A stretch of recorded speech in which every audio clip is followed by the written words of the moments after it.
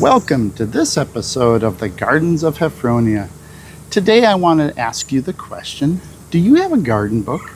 Do you have a garden book that you journal in, that you keep track of what is in your garden, how they are planted, how the successes go, the failures go, how you keep track of what's happening in your garden? If you don't have one, you should. This time on the Gardens of Heffronia, we're going to examine the garden book.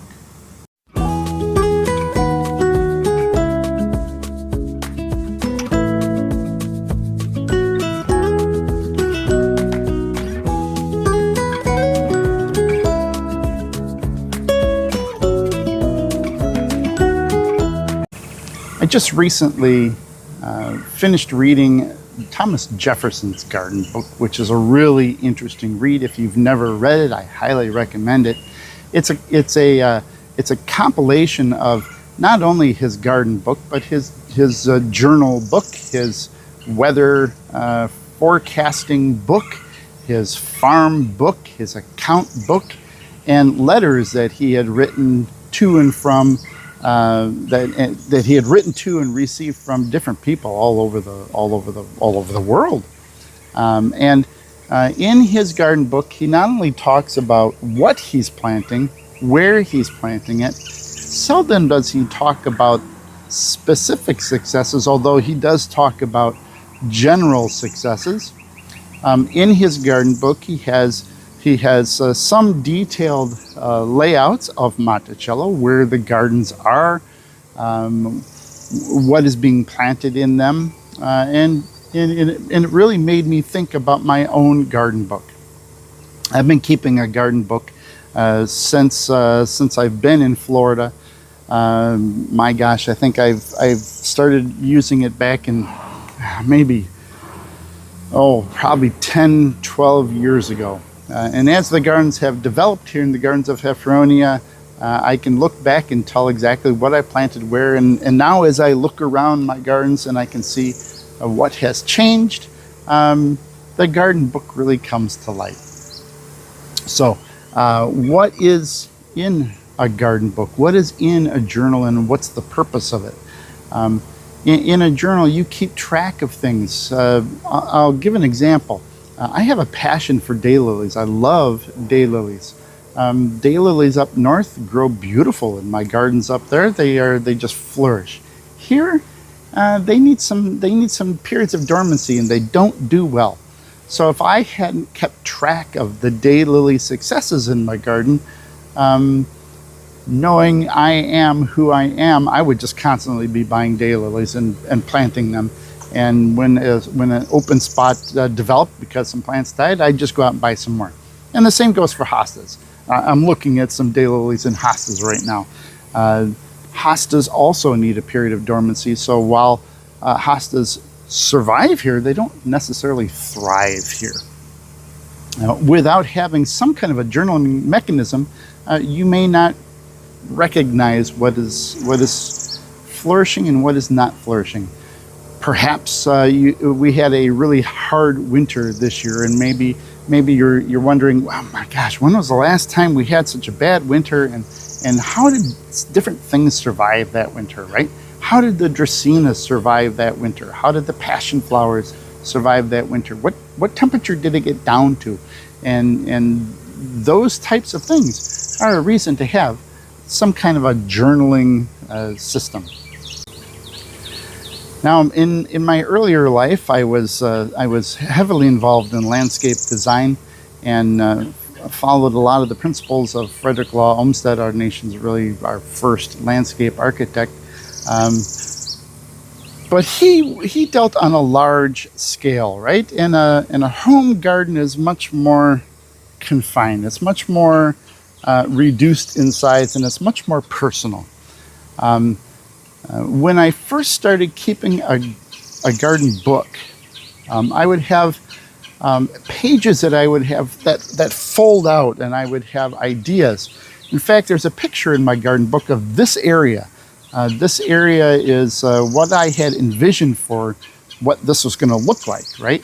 And this idea I remember in the early days of my garden book, I read about this man by the name of Humphrey Repton. And Humphrey Repton was a landscape gardener back in the 1700s. And he would go around to the big estates in England, and he would sell his services. And he would look at an area, and he would give suggestions. Here's what I think you should do with this area. This is what I think you should do with these gardens. This is what I think you should do. And he would have these overlays, these fold out sections. And I noticed that my garden book is very similar to his. When I was designing gardens, one of the things mistakes that I saw homeowners do over and over and over again is they would plant without any plan, right? They would go to the garden center and they would buy lots of plants. And the little plants were cute and cuddly little plants, right? And they would stick them in the ground and they would pack them in. And they'd put them too close to the house, and they'd put them too close together. And then 5 years later, they were this horribly overgrown mess. And then they would call somebody in, like me, to try to solve the problem. And I saw this problem over and over and over again. If you have a landscape design, you can plan for this. You can plan so you can avoid this problem, right? You see how many plants you're going to need. You can see where they're supposed to be. You can see what shade and sun requirements they have. You can see what water requirements you're going to have. You can see how many you're going to have. And you can avoid a lot of those mistakes. Having a garden book with a landscape design included in it really help you to visualize what your landscape is going to look like, so you don't make some of those mistakes. And I'll give you an example. The area I'm sitting in right now, this patio area, I had a vague vision in my mind of what I wanted it to be. And I put it on one of the earliest designs, one of the earliest pages of my garden book. But I left it intentionally vague. It's specific in its size, it's specific in its materials, it's specific in the layout, but the details are left vague so that I could kind of fill in the gaps as I so chose. A lot of times when you're working in a garden, if you come across a new plant, I'll give an example. My wife and I went to Lowe's the other day, and we found some plants to put in. These Gaillardia, for example, we got some plants to put in some flower pots, right? But my wife saw this hydrangea and said, "Well, we have to get that hydrangea." Well, where are we going to put that hydrangea? Don't know yet. We're going to see where we have spot in the landscape. I'm going to look at the design, and I'm going to say, okay, well, it would be nice to put it over there, but I think I have something planned for that area. And looking back in the design that's in the garden book, then you can see what needs to go where, and so you can see where you have a spot open for one. Some of my clients over the years created a garden book without knowing they were creating a garden book. The vast majority of people that I dealt with had no clue what they wanted to accomplish. I would ask them, well, what kinds of plants do you like? I don't know. What flowers do you like? I don't know. What color flowers do you like? I don't know. How are you going to use this part of your landscape? I don't know.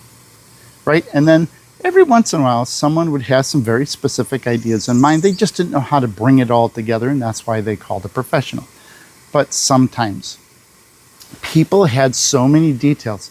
They would bring out a notebook, right? And they would lay it on the table, and they would have all these different pictures and all these different clippings from newspapers and magazines and all these different sketches. And they would say, over here I want to do this, and over here I want to accomplish that.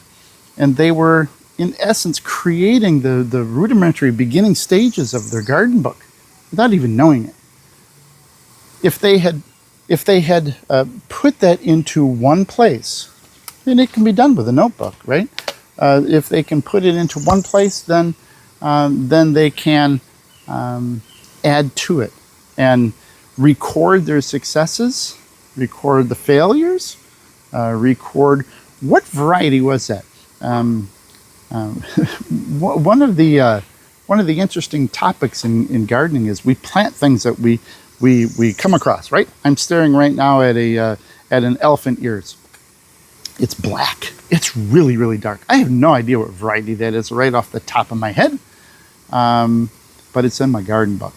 I know exactly what it is because it's in the garden book. After I designed this area, I picked up the plant. So I knew I was going to have something tropical in that area, but I didn't know what was going to go there. And that's where the garden book comes in handy, right? Now I can record what that plant is, and I can record the success of that plant and the failures of that plant. Hopefully there's no failures in that plant. But that's the purpose of garden book. If you don't have a garden book, please get yourself a garden book. Until next time, the Gardens of Heffronia.